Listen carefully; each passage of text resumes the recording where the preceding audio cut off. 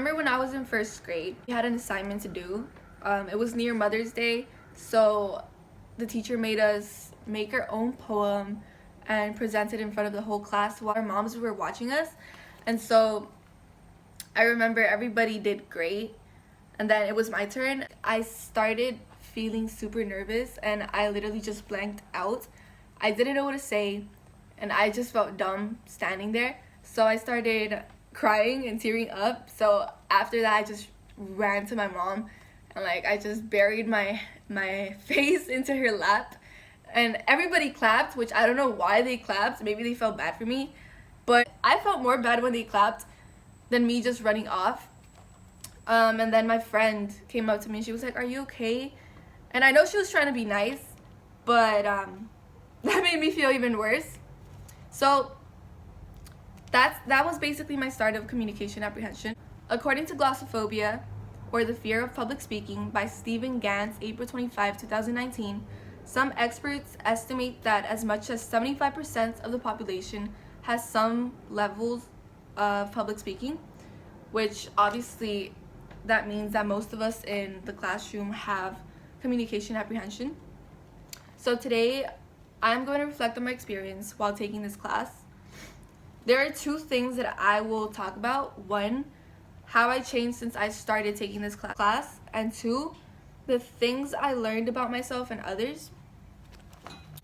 When I first realized I had to take this class, I was really scared. Public speaking has always been my biggest fear. During presentations in high school, I would get really nervous, I would sweat a lot, my voice would get really shaky, so I was really scared to take a class that was based on only public speaking in college. I remember I decided to search up Professor Solomon's name on ratemyprofessor.com, and it was a good decision, but at the same time it was a bad decision. Okay, most of the comments said that she was a great teacher, she helped students better their public speaking skills because she would give great feedback and basically just help them overall with their speech, and she has a great personality. And then there were some other comments that made me feel even more scared of taking this class, because some of them said, "Oh, she's really mean, she's rude," and other things, right? So I remember when I first walked in that class and I saw the teacher, I felt a bit relieved because she didn't look mean, and when she would talk, she didn't seem rude. When somebody would ask a question, she would answer nicely, so I don't know what they were talking about. I noticed that she has a great personality, she gives actual good feedback, and she's pretty lenient with due dates, so that's great. I actually gained a lot of confidence while taking this course. I remember during my first speech, I felt like I didn't really do good.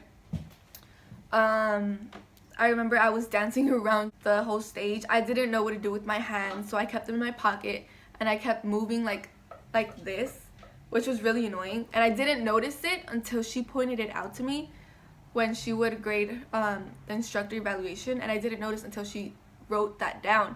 And when I saw the video, I was like, oh my gosh, she's right. I do move a lot. So that was obviously something I had to fix.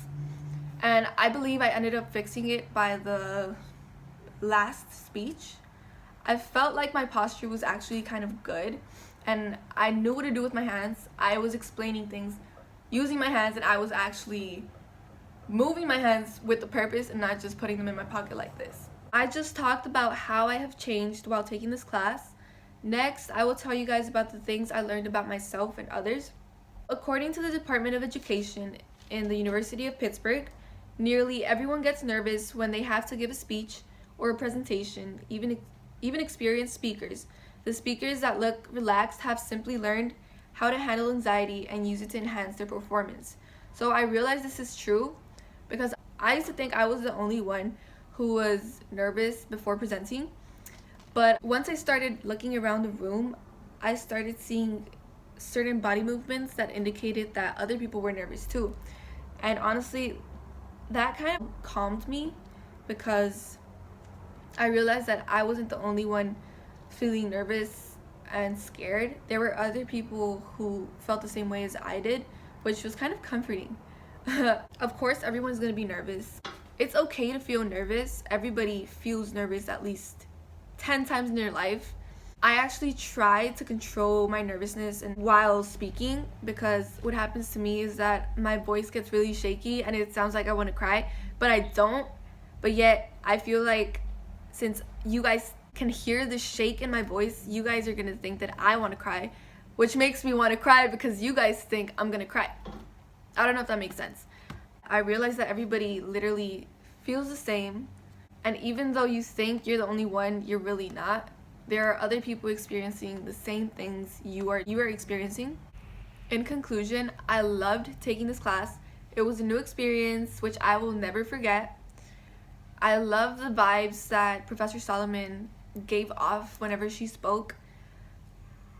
I just loved her personality. She's such a good person. She literally infects you with her personality.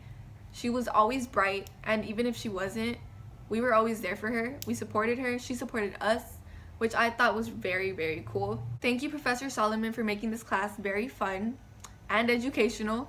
We actually learned a lot of things, and I want to say thank you to my classmates because you guys were cool. You guys didn't judge me, and I'm grateful for that. Wait, I noticed that everyone was putting their dogs in their video, so I want to do the same thing. I'll be back. So my dog is too big. Whoa. My dog is too big to carry him. He's super heavy. Say hi, Spyro. Say hi, Spyro.